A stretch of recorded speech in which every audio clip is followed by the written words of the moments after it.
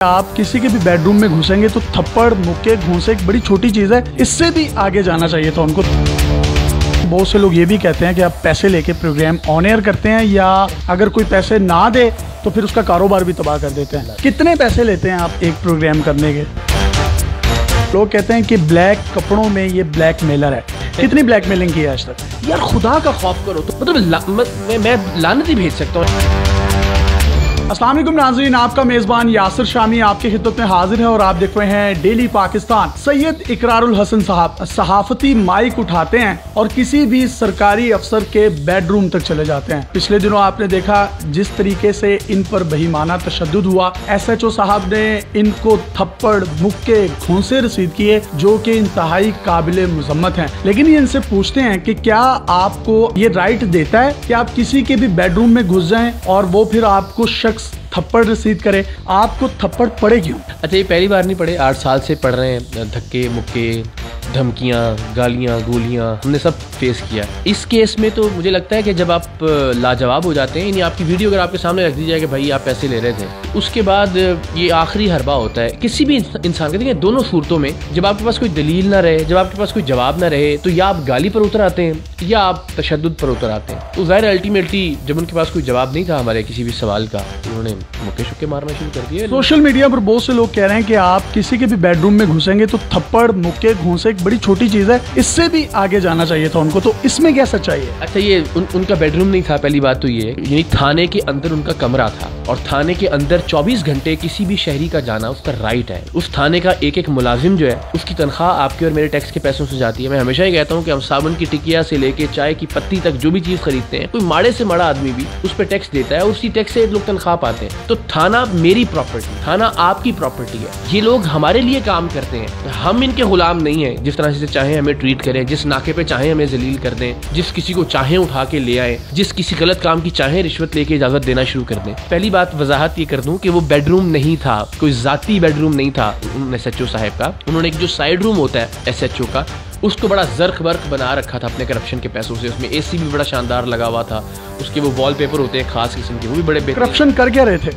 एक ट्रक ले जाने के 50,000 रुपए। उन्होंने कहा जी 50,000 रुपए एक ट्रक के लगेंगे, आप मेरे इलाके से वो ट्रक गुजार सकते। उस ट्रक में होता क्या है जो गुजरने देते हैं उनके इलाकों से? यहाँ आप कुछ भी लेके जा सकते हैं, मनशियात समेत कोई भी चीज। सिर्फ SHO को अपने 50,000 फी ट्रक से गरज है। मेनपुरी ले जाइए, गुटखा ले जाए, मनशियात की कोई भी शे आप ले जाएं, इन इलाकों के अंदर सप्लाई करें। दिन में वो कितने ट्रक गुजरते हैं अगर एक ट्रक का वो 50,000 लेता है तो? कराची, लाहौर, मरकजी शाहराह पर ही थाना वाक़ है, बिल्कुल कॉर्नर पे, और यहीं से बाकी शहरों की तरफ रास्ते निकलते हैं। तो जितनी गैर कानूनी नकलो हरकत है वो इस SHO की मर्जी से, इसकी इजाजत से, इसकी सरपरस्ती से होती थी। सर, हमारे जरा ये भी कहते हैं कि एक MNA है 7 शरीफ के, और ये वहीं के MNA के कजन है ये SHO साहब। SHO का नाम है फारूक हाली पोटो और जो MNA है 7 शरीफ के, उनका नाम है सिकंदर हाली पोटो। तो बिरादरी तो इनकी एक ही है। आपको नहीं लगता कि इनके पीछे आशीर्वाद किसी MNA या वज़ीर आला सिंध मुराद अली शाह साहब खुद 7 शरीफ से हैं? SHO साहब ने जो फैला रखा था ना, वो ये था कि मैं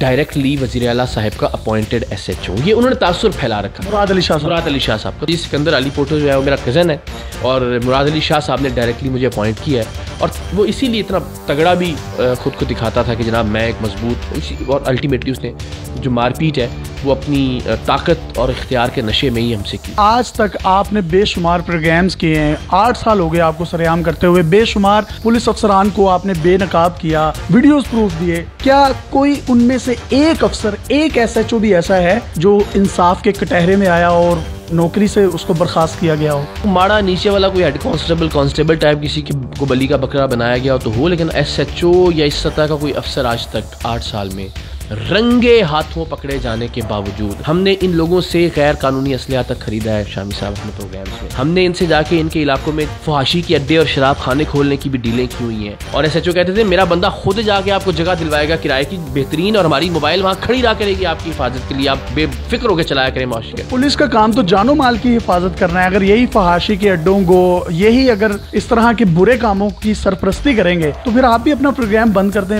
आपको मिल कुछ नहीं रहा, मुक्के, घूंसे, चुपेड़े ही पड़ रही हैं। मुझे इस बात का इत्मीनान है कि अल्लाह ताला के सामने जब मैं जाऊंगा तो फख्र से जाऊंगा कि परवरदिगार जो मैं कर सकता था, तेरी ज़ात जानती है नीयतों के हाल, वो मैं करके आया हूँ। बहुत से लोग ये भी कहते हैं कि आप पैसे लेके प्रोग्राम ऑन एयर करते हैं, या अगर कोई पैसे ना दे तो फिर उसका कारोबार भी तबाह कर देते हैं। कितने पैसे लेते हैं आप एक प्रोग्राम करने के? कोई मुझे कितने पैसे दे सकता है? मैं 7 करोड़ रुपया पिछले 5 साल में टैक्स दे चुका हूँ, तो कोई क्या कीमत लगा सकता है? मिसाल के तौर पे मैं ये चैलेंज करता हूँ कि एक प्रोग्राम के अलावा जो कि एक बाप बेटी के मुताल्लिक था और हमने उसको ऑन एयर नहीं किया कि इसलिए कि बाप बेटी का रिश्ता उस पर जद ना पड़े, कोई एक प्रोग्राम साबित कर दे, कोई एक तस्वीर ले आए कि यार ये आदमी यहाँ मौजूद था लेकिन ये प्रोग्राम ऑन एयर नहीं हुआ, कोई एक CCTV फुटेज ले आया कि जनाब आपने इस जगह छापा मारा था, ये प्रोग्राम कहाँ है। 8 साल में शामी साहब एक प्रोग्राम अगर नशर ना हुआ हो, उसकी कोई तस्वीर, कोई वीडियो, कोई एविडेंस ले आए मेरे सामने, तो मैं आपके साथ ही वादा करता हूँ, मेरे दोस्त भी हैं, छोटे भाई भी हैं, कि मैं आज के बाद टेलीविजन पर नहीं आऊँगा। पर आप नहीं पैसे लेते होंगे, आपके फ्रंटमैन होंगे, कोई आपकी टीम के लोग होंगे, वो लेते होंगे।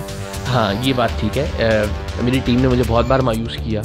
और कितने लोगों ने पैसे लिए और आपने अपनी टीम के खिलाफ कोई कानूनी कार्रवाई की? हमने 4 प्रोग्राम किए हैं अब तक टोटल, जिसमें हमने टीम सरेआम से ही मुतल्लिक लोगों को पकड़ा है। पहला प्रोग्राम किया था जिसमें हमारा अपना कैमरामैन, हमारा अपना इन्फॉर्मर, बल्कि 2 कैमरामैन इन्वॉल्व थे। जाहिर है वो ARY का लोगो भी अंदर से चूंकि इदारे में थे हासिल कर लिया, स्टिकर भी गाड़ी पे ले लिया, रेंट वाली गाड़ी लेते थे, जाते थे, रेडें करते थे, पैसे लेते थे। हमने उनको पकड़ा शमी साहब। आम हालात में हम शायद इस तरह के किसी मामले को छोड़ देते, वो प्रोग्राम रिकॉर्ड पर है, हमने उन पर मुकदमा करवाया अपनी मुद्दत में, जेल के पीछे डाल के रिकॉर्डिंग की, पूरी दुनिया को दिखाया कि ये हमारे लोग थे, हमारे साथ खाते पीते थे, हमारे साथ सोते जागते थे, हमारे साथ रिकॉर्डिंग्स पर होते थे, ट्रैवल करते थे, सफ़र करते थे। लेकिन अगर इन्होंने गलत किया तो ये आज भी सलाखों के पीछे हैं और हमने उनको बाकायदा ट्रैप करके पकड़ा। लोग कहते हैं कि ब्लैक कपड़ों में ये ब्लैक मेलर है। कितनी ब्लैक मेलिंग की है आज तक? थाने में भी अब जब हम गए हैं तो मैंने बड़े आराम से इनसे बात शुरू की, जिन्होंने मारा पीटा हमें। इन्होंने भी कहा कि जी आपका बंदा ब्लैक मेलर है। यार खुदा का खौफ करो, तुम 50,000 रुपए रिश्वत ले रहे हो मनशियात समेत हर ट्रक को गुजारने की, तुम्हारी रिकॉर्डिंग हम तुम्हें दिखा रहे हैं, तुम्हारा थाने का हेड मुहर्रर, तुम्हारा मुंशी, तुम्हारा फ्रंटमैन, हर आदमी पैसे ले रहा है, और जब तुम्हारी वीडियो तुम्हारे सामने रखी है तो तुम सिंपल जवाब दे रहे हो कि जी ब्लैकमेलर है। मतलब मैं लानत ही भेज सकता हूँ ऐसे लोगों के ऊपर कि जो बगैर किसी वजह के, बगैर किसी सबूत के अपने जराइम को छुपाने के लिए या अपने फायदों के लिए, भाई ले आइए ना कोई सबूत।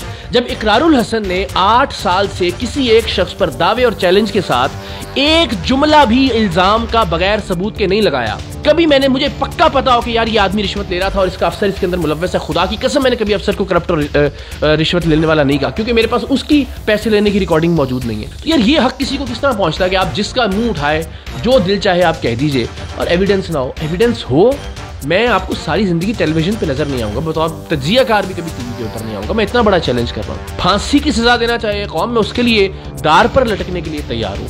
कोई एक पिक्चर यार, कोई एक तस्वीर जिसका मुंह लो जी फलां जगह से इकरारुल हसन को गांव वालों ने जनाब बड़ा जलील करके निकाला, ओ भाई गांव है पूरा। अगर आप में से भी किसी के पास कोई प्रूफ है और ये चैलेंज करें कि मैं सहाफत छोड़ दूंगा और दार पर लटकने के लिए भी तैयार हूं, तो आप कोई प्रूफ है तो हमारे प्लेटफॉर्म पर भी ले आएं। आप कमेंट सेक्शन में भी दे सकते हैं। 7 करोड़ आपने टैक्स दिया है अब तक, और अभी तक अब तक नहीं, अब तक तो बहुत ज्यादा दिया अल्हम्दुलिल्लाह। 5 सालों में 7 करोड़ दिया, तो आज तक अपना घर नहीं ले सके आप। नहीं, ये मंतक नहीं समझ रहा। नालायकी और बेवकूफ़ी है, और आप जाती तौर पर मुझे जानते हैं फजूल खर्ची के मामले में भी। और एक मैंने ये अहद किया कि क्योंकि ये जो भी मेरी आमदन है मुख्तलिफ ज़राए से, वो मेरी औकात से ज़्यादा है, मैं कभी भी ये डिज़र्व नहीं करता था, तो मुझे लगता है कि उसका एक बड़ा चंक मुझे अल्लाह ताला के रास्ते में खर्च करना चाहिए, अल्लाह के बंदों के लिए खर्च करना चाहिए। फिर एक टीम सरेआम हमने बनाई, उसमें पहले दिन से ये अहद किया कि यार किसी से मेंबरशिप फीस नहीं लेनी, किसी से डोनेशन नहीं लेना। टीम सरेआम आपका कोई सियासी विंग है? बहुत से लोग कहते हैं। नहीं बिल्कुल नहीं है। अगर होता तो अब तक नजर आ जाता, आ जाएगा, नजर आ जाएगा। झूठ बोलूंगा सियासत में आना है कभी कतन नहीं। मैंने तो अपने बच्चे की कसमें खा खा के हर प्लेटफॉर्म पे कहा कि यार मैं अपने लिए काउंसलर से लेके MNA MPA तक, सेनेट, कोई इलेक्शन लड़ता हुआ नजर नहीं आऊंगा। अपनी औलाद की कसम खा के मैं ये बात कह रहा हूँ। मेरा मकसद सिर्फ ये है कि मैं शायद कोई जो 4 लोग मेरी बात सुनते हैं उनको एक पॉजिटिव अप्रोच, एक पॉजिटिव सोच देके जा सकूं। गुफ्तगू को जरा लाइटर नोट पर लेते हैं। आप मुझे बताएं कि आपकी 2 बीवी हैं। 2 बीवियों को रखना एक बहुत बड़ा टैलेंट है, तो ये टैलेंट आया कैसे? और दोनों को एक साथ में रखना हम कई जगहों पर देखते हैं, क्योंकि मैं आपको जाती तौर पर भी जानता हूँ। आपका बेटा पहलाज आपसे भी बड़ा स्टार है, उसकी बर्थडे होती है तो उसकी सगी माँ बर्थडे नहीं मनाती, सुतेली माँ जो है वो ज्यादा मना रही होती है। तो ये कैसे आपने सिस्टम सारा घर में एंगेज किया? कोई नहीं किया हुआ, और ना ये कोई टैलेंट होता है, ये बेवकूफ़ी होती है। बंदा कहे जी मैं बड़ा फनकार हाँ कि मैं दुआ सीधा रखा है तो ये नहीं है। अल्लाह ताला हम दोनों को सलामत रखे। मुरीद है नहीं, मैं इज्जत जरूर करता हूँ दोनों बिगमान की। ज्यादा किससे डरते हैं आप? डरता तो मैं नहीं हूँ, लेकिन अगेन मुझे ये ज्यादा होता है कि जरा फरा ज्यादा अच्छी लगती है कुरोतुलैन, ये बताएं। दोनों मेरे लिए एक, अगर एक को चूज करना पड़े। दोनों मेरे लिए काबिल एहतराम है मेरा। अच्छा, लाहौर से कराची जा रहे हैं, आखिरी सीट है, एक औरत को आप अपने साथ बिठा सकते हैं, एनी या फरा, पहली बीवी या दूसरी बीवी, किसको बिठाएंगे? मैं दोनों को बिठा दूंगा। खुद पैदल चला खुद पैदल चला जाऊंगा। इलाज को लेकर पहला आज मैं निकल जाएंगे पैदल पैदल। आपने दूसरी शादी करके मर्दों को बड़ी तकवीत दी, लेकिन औरतें आपके बड़े अगेंस्ट हैं इसके बाद। मैं जब दूसरी शादी का जिक्र करता हूँ तो कभी भी इसलिए नहीं करता कि सारे मर्दों को जी बिल्कुल बिस्मिल्लाह जी करें आप सारे लोग, बिल्कुल बिस्मिल्लाह जी करें आप सारे लोग। तो मैं आज भी इस प्लेटफॉर्म पर भी कहता हूँ, हालांकि मैं बहुत खुश हूँ, अल्लाह ताला का शुक्र अदा करता हूँ, मेरा ये फैसला मेरी जिंदगी के लिए बुरा साबित नहीं हुआ, एक बेहतरीन जिंदगी गुजार रहा हूँ। उसके बावजूद मैं रिकमेंड नहीं करूंगा कि कोई भी दूसरी शादी करे। तो आपने अपनी पहली वाइफ से इजाजत ली थी? एक एक लम्हा, एक एक चीज उनके दिल में थी, ये आप उनसे भी पूछ सकते हैं कि भी जिंदगी कैसा जिगरा उनका, उन्होंने आपको इजाजत दे दी, आपने ले ली? मैंने जबरदस्ती तो खैर क्या करना था, लेकिन इसमें कोई शक नहीं कि बड़े दिल की औरत है। इंसाफ कैसे किया आपने? कोशिश करता हूँ, जाहिर है आप इंसाफ तो मुमकिन नहीं है, बस कोशिश ही होती है कि दोनों को वक्त दे सकूँ। मिसाल के तौर पे अगर बाहर जाना है पाकिस्तान से तो फिर एक फैमिली के साथ जा रहा हूँ तो फिर मैं फरा को भी साथ लेके जाऊँ। कोशिश करता हूँ, उसके लिए थोड़े से पैसे ज़रा ज़्यादा लगते हैं, यही वजह है कि अभी तक घर नहीं बना सका। तो जी 7 करोड़ रुपया 5 सालों में टैक्स दिया है, अभी तक किराए के घर में रह रहे हैं, और मसला यही है कि दोनों बीवियों पर खर्चा बहुत हो रहा है। आज की कमाई में से कितना परसेंटेज अपने पास रखते हैं, कितना उसको देते हैं? 2 प्रोजेक्ट्स में उसको कुछ पैसे मिले थे, उसके अलावा हम कोशिश ये करते हैं। जी तो पाकिस्तान से करोड़ों रुपया कमाता हूँ? नहीं, कुछ भी नहीं, अल्हम्दुलिल्लाह। ARY का तो वो बच्चा है, बेटा है, वो बचपन से वहाँ बड़ा हुआ है, ये सबीलिल्लाह काम कर रहा है। जिंदगी में 1 रुपए का सवाल ही पैदा नहीं होता कभी कुछ लिया। और ARY की मैनेजमेंट भी देख रही है, अगर मैं गलत कह रहा हूँ तो मुझे बिल्कुल सवाल ही पैदा नहीं होता कि पहला आज के किसी भी काम के एवज कोई 1 रुपया भी कभी लिया जाए। हाँ, जो उसने एक ड्रामा किया था उसको एक चेक मिला था, और वो चेक मेरा बच्चा अल्लाह उसे सलामत रखे, मैं लाख लाख अल्लाह ताला का शुक्र अदा करता हूँ कि वो उसने खुद ये आइडिया जनरेट किया कि मैं इन सारे पैसों के खिलौने खरीदूंगा। मैंने कहा अच्छा भाई खिलौने खरीद ले, लेकिन वो खिलौने उसने खरीद कर ईदी होम के बच्चों को दिए। और वाह वाह वाह वाह। तो अगर ऐसी परवरिश हो तो बच्चे पहलाज हसन से इकरारुल हसन तक का सफर तय करते हैं। हमने इनसे सख्त सवालात भी किए, हमने लाइटर नोट पर भी इनसे गुफ्तगू की। ये कितना गलत कह रहे हैं, ये कितना दुष्ट कह रहे हैं, इसका फैसला आपने करना है। अपने मेजबान यासिर शामी को इजाजत दीजिए और देखते रहिए डेली पाकिस्तान। अल्लाह हाफिज़।